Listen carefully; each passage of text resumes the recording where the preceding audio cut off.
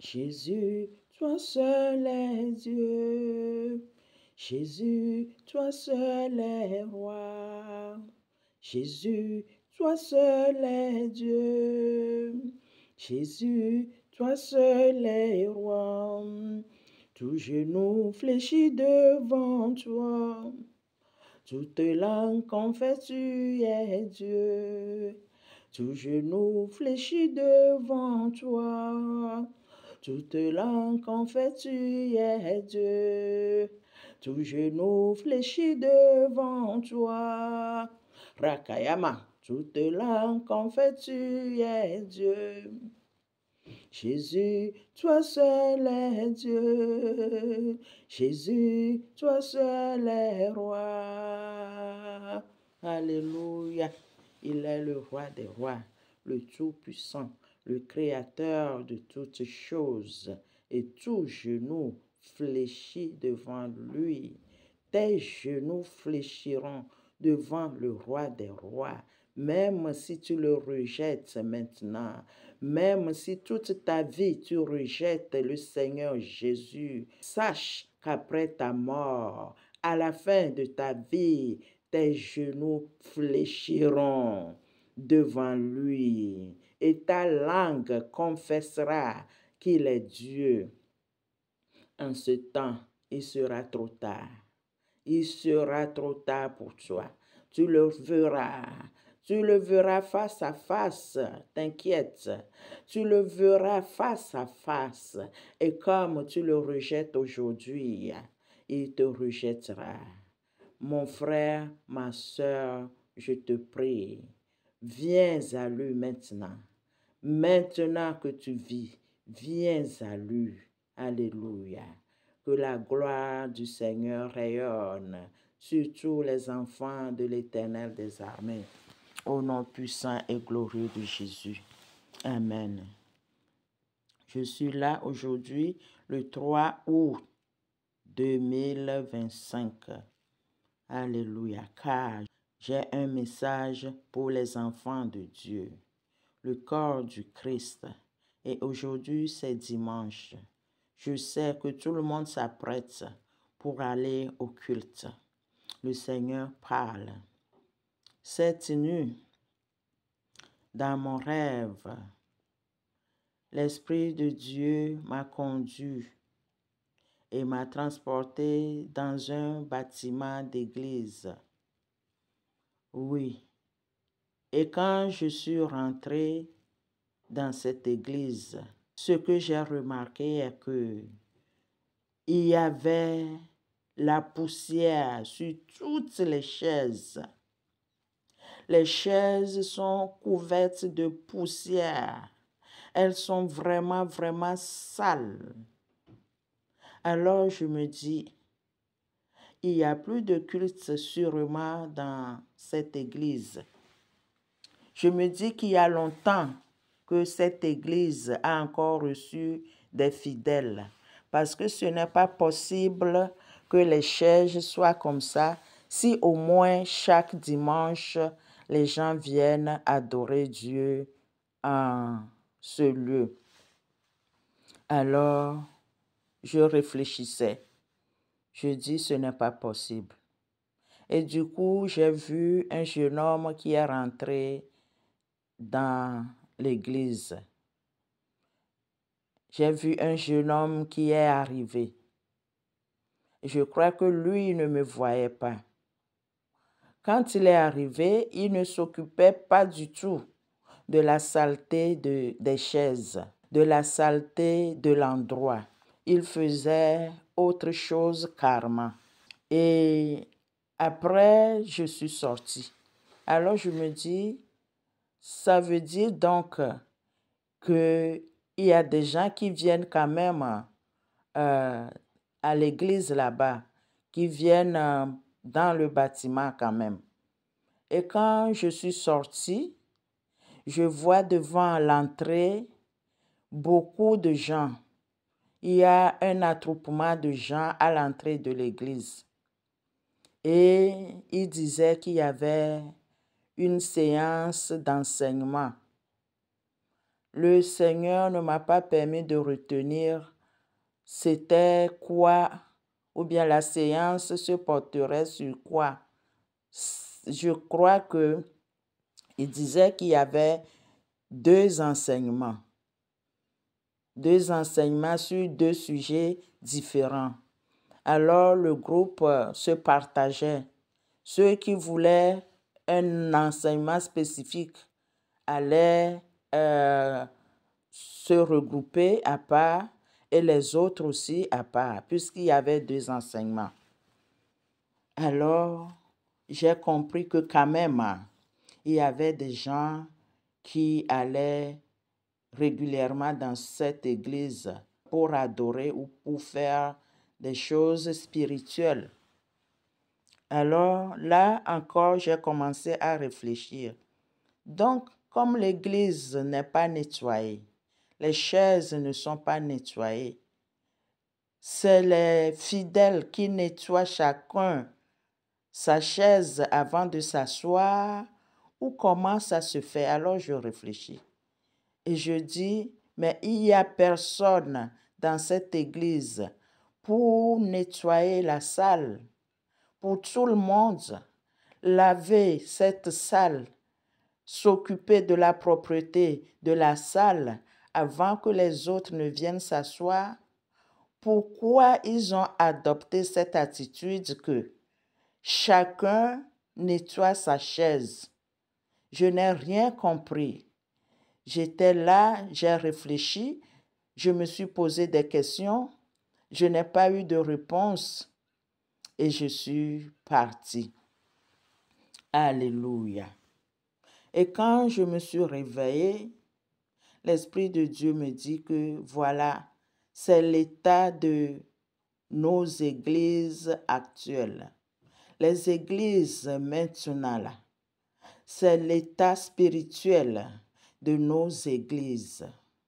Les églises sont remplies de poussière, de saleté, et personne ne s'en occupe. Tout le monde se soucie de lui-même. Chacun se soucie de ses propres problèmes. Alléluia. Et personne ne s'occupe de l'état de l'Église de Dieu. Personne ne prend du temps pour prier pour la sanctification de l'Église. Alléluia. Nous tous, nous nous occupons de nous-mêmes. Je veux faire tout possible pour recevoir quelque chose, pour demander la guérison, pour être à l'aise, pour demander tout ce dont j'ai besoin pour moi, pour ma famille. Je ne m'occupe pas de l'Église. Je ne m'occupe pas de l'état spirituel de l'Église. Nous nous occupons d'autres choses quand nous venons nous rassembler. Nous nous occupons de l'état charnel de nos vies, de nos corps, des vêtements, ce que nous allons porter pour venir et impressionner. Nous nous occupons de ce que nous allons dire. Les dirigeants s'occupent de ce qu'ils vont dire pour impressionner, pour qu'on dise, oui, il prêche bien. Voilà. Et souvent nous disons, nous sommes des princes et des princesses. Alors pour aller à l'église, nous devons bien nous habiller. Oui, nous occuper du physique. Nous prenons tout le temps possible pour nous parer, pour paraître extérieurement devant les hommes. Et avant même d'aller à l'église, le chrétien s'en fout de tout ce qui va se passer. On ne prie pas pour le pasteur, on ne prie pas pour le culte, on ne prie pas pour les membres, on ne prie pas pour la parole qui va sortir. On n'a pas le temps.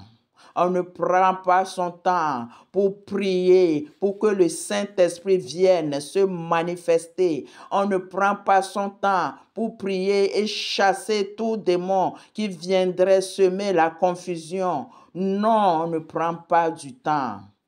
Nous prenons seulement du temps pour le corps. Oui, je dois paraître. C'est ce que nous disons. Je suis allé dans une église.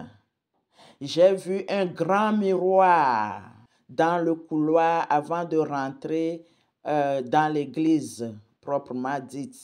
Et dans ce miroir, tout le monde se mit et se range. Tout le monde voit le physique. Et j'ai vu des femmes qui viennent se mirer et se remettre des rouges à lèvres, se remettre leur make-up, arranger leurs cils et tout ça avant de rentrer dans l'église.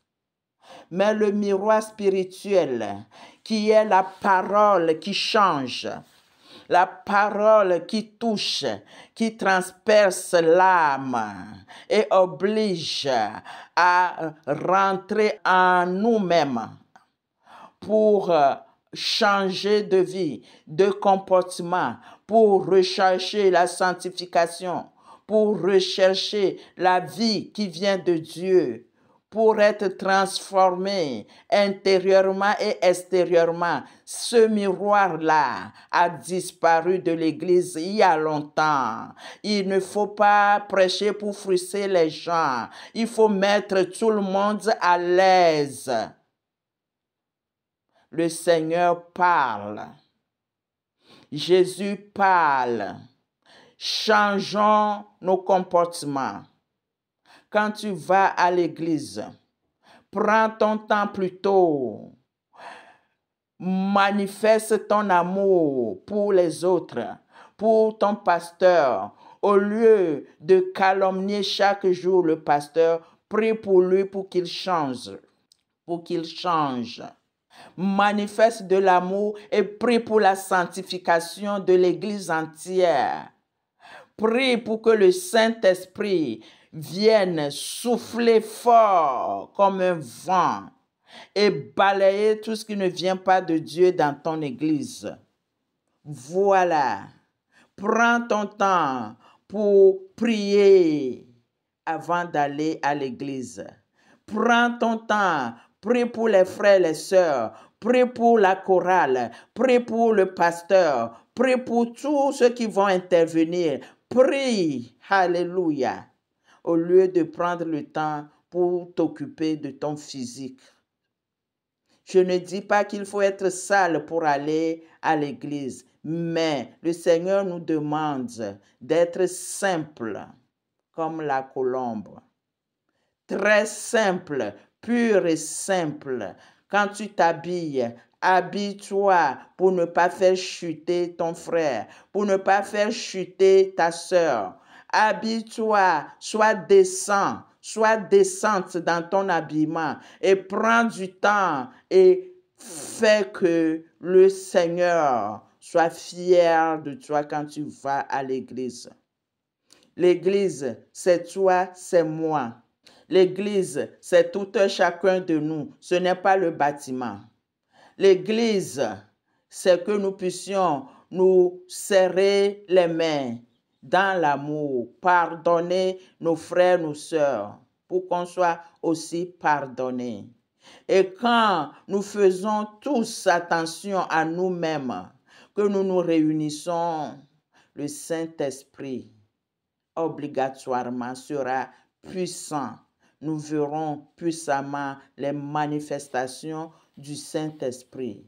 Les vraies manifestations, car n'oublions pas que le mauvais esprit aussi est là. Il s'agite quelquefois dans nombre d'églises. Il parle aussi en langue. Il fait aussi des miracles. Ne soyons pas dupes. Revenons à la vérité. Soumettons-nous au Seigneur. Et le Saint-Esprit du Seigneur Jésus-Christ viendra régner au milieu de nous. Alléluia. Amen, amen, amen. Voilà le message du Seigneur. Que le Seigneur lui-même vienne nous conduire dans sa vérité. Amen, amen, amen, amen. Soyons bénis. Amen.